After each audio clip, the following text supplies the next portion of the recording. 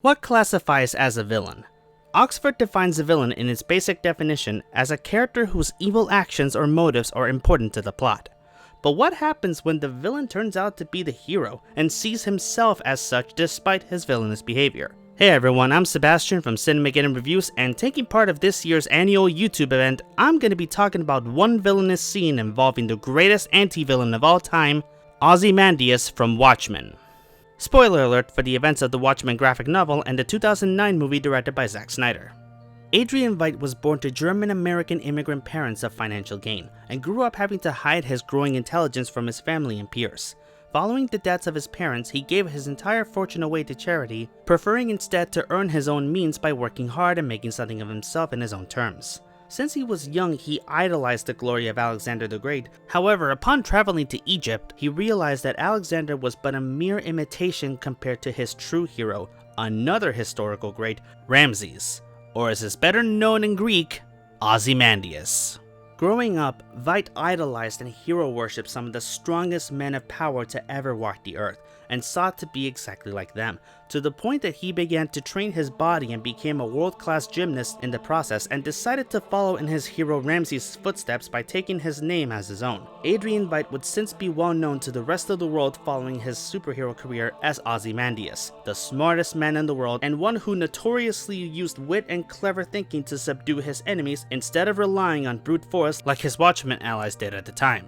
Veidt's motivation from the beginning was to use his intellect and clever thinking to help better the world, and all around him he realized that superheroes were the ones to make it happen, as they were getting down and dirty, fighting crime, fighting wars, and standing up for everything decent and good in the world. Or rather, this was the idea one would have. However, upon seeing just how flawed, weak, and vulnerable superheroes were, and upon seeing the political climate that the US was falling under, he realized a very hard truth: superheroics are not enough to save the world.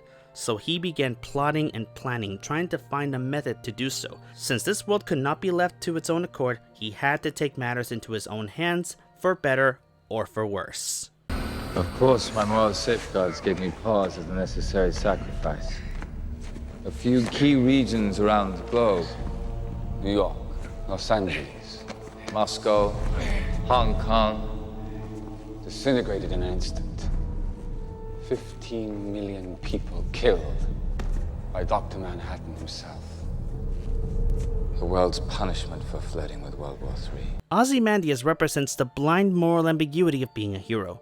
You know what you're doing is well-intentioned, and even in your warped mind, what you're doing is for the better part of the world.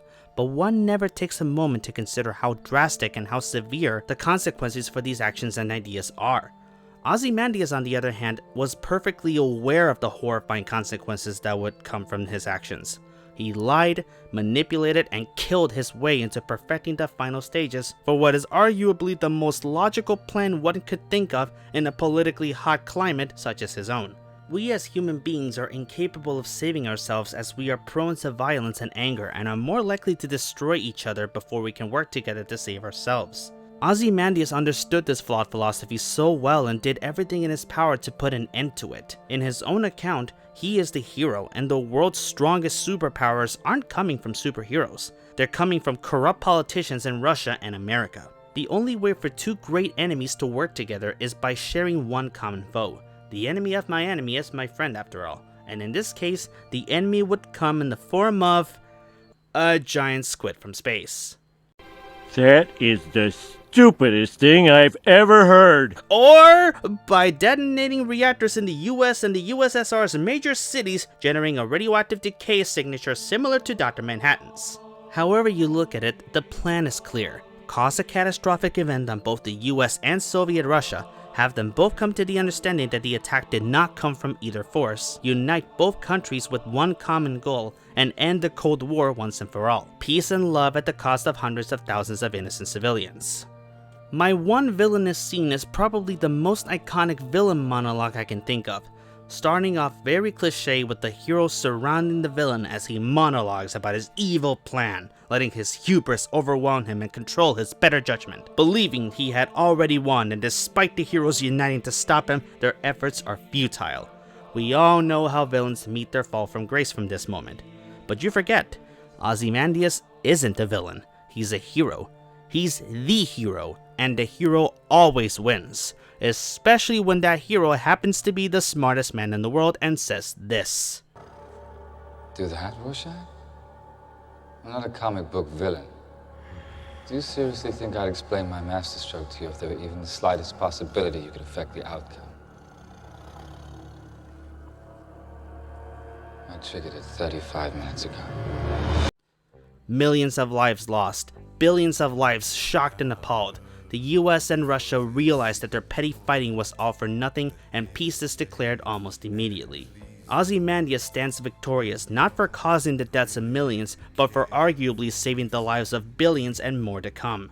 The man who idolized two of the most powerful men to ever walk the earth, men who viewed themselves as gods among us, was now standing, a god among his former friends, knowing well that his mind just saved the world, and finally, after so many years, he lived up to the heroes of his youth. So, what classifies as a villain? Honestly, the title is too vague for a simple explanation to make it clear. Adrian Veidt was seen as a hero to millions. His actions, however, were those of a villain. How do you identify someone whose villainous deeds are those done for the greater good? It always takes one person with power to look upon themselves and say, the world needs me, whether they want it or not. This, ladies and gentlemen, is the anatomy of an anti-villain.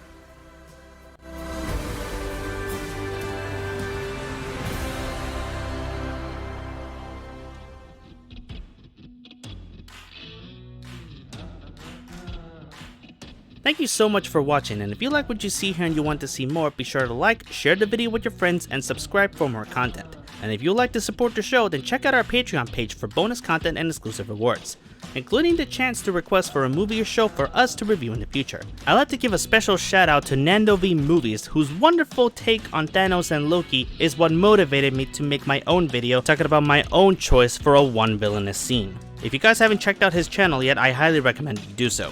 As always, I'm Sebastian from Cinemageddon Review signing out, and I'll see you on the wasteland.